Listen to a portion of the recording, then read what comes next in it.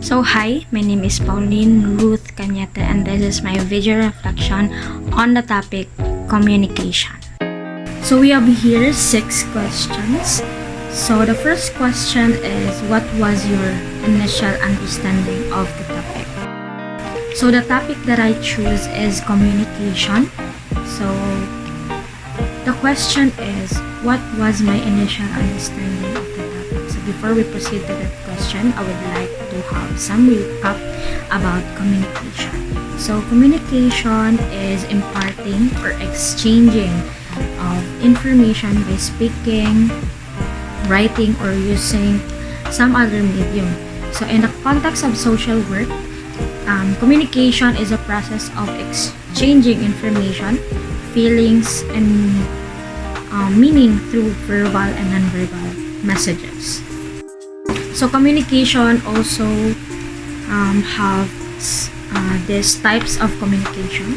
So we have verbal communication, non-verbal communication, written communication, visual communication, and digital communication.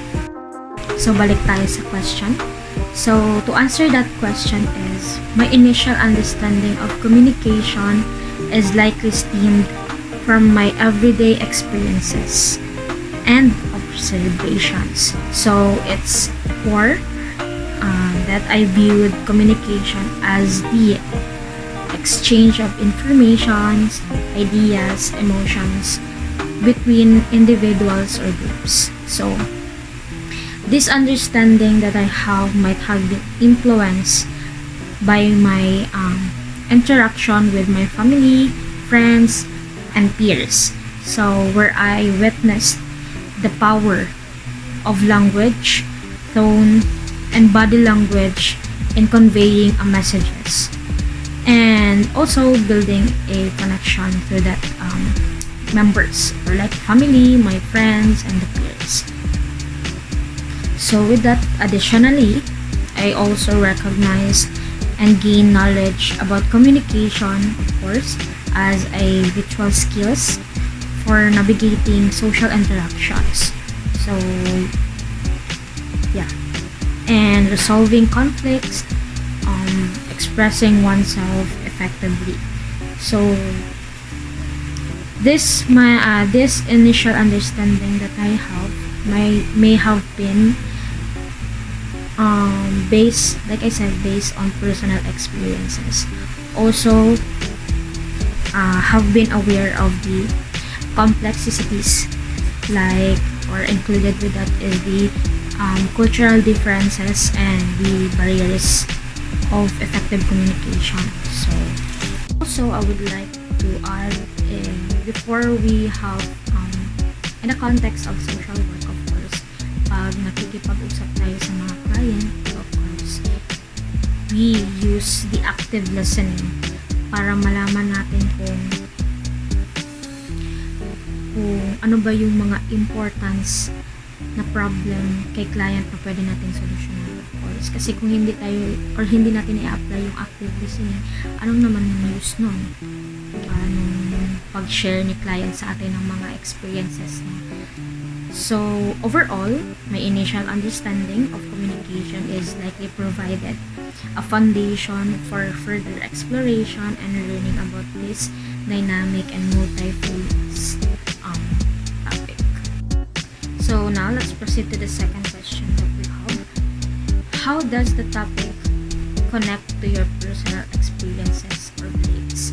So for me, as a social work student, or before pa ako naging social work, so yung personal experiences ko about communication is yung makipag-usap sa mga friends, makipag-communicate sa family, of course, and para magkaroon din ng bond na tinatawag.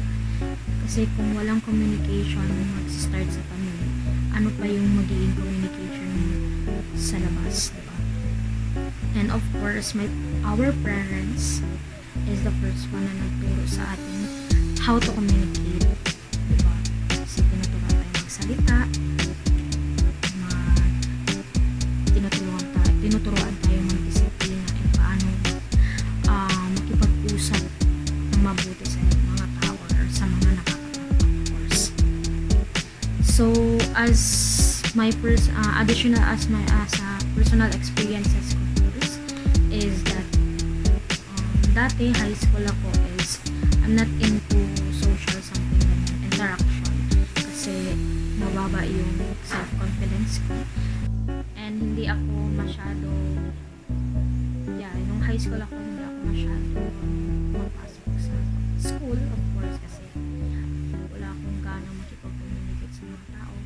Not that time na dumating yung senior high is doon na ako mas nag-gain ng strength or mas na-empower, kasi yung fear ko is nilaban ko, like diba I'm not into social interaction, so pinili ko na strand doon is news, which is most likely na mahilig sa reportings, news, and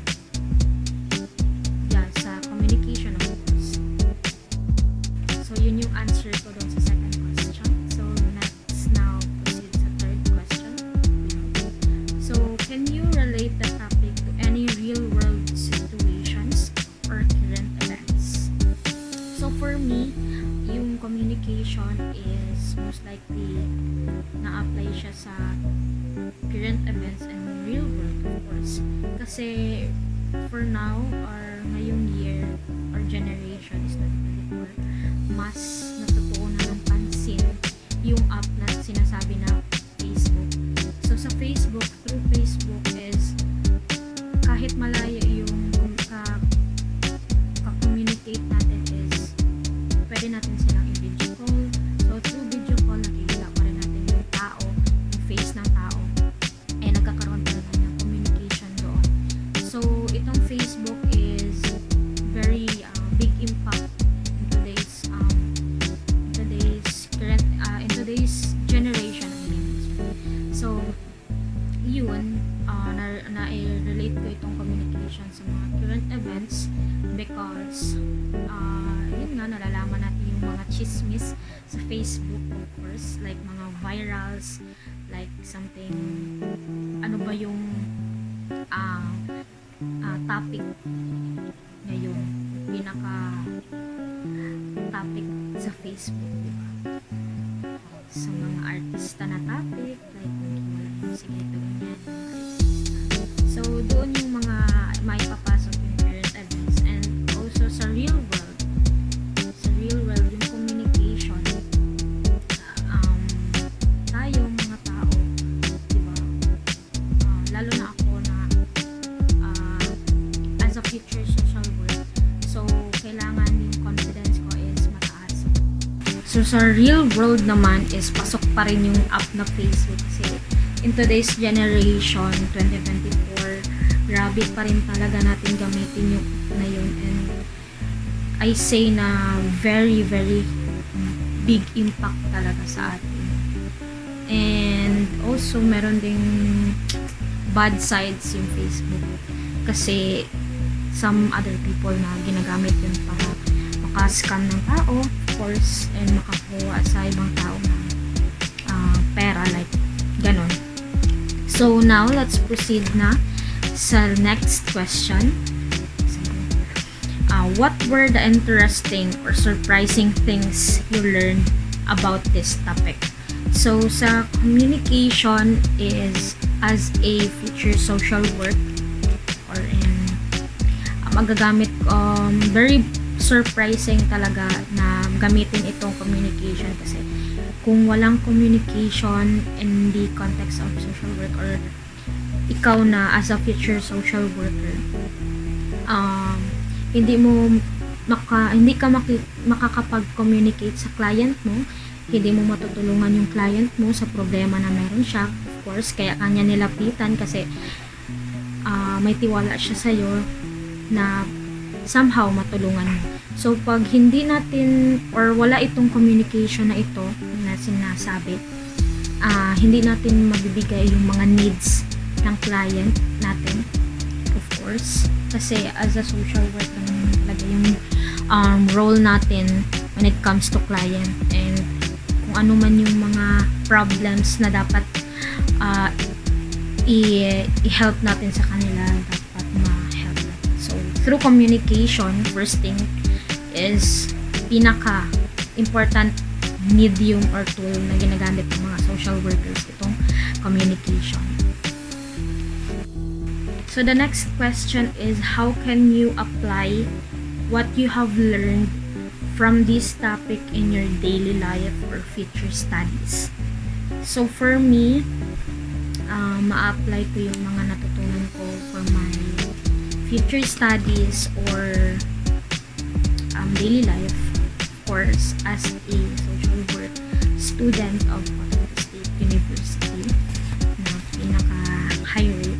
So, kumbaga pa in the communication is ma-apply ko siya para yung mga gusto pa na mag-continue sa ganitong course is maka-communicate ako with them, or pwede ko silang masabihan na this course is very interesting. Maraming opportunities ang maibibigay sa ganitong course and maraming mag-e-enjoy ka sa course na ito. So, with that communication na gagamitin ko is pwede ko maging platform communication para maka-communicate sa mga ibang tao o sa mga gustong mag-pursue ng ganitong course.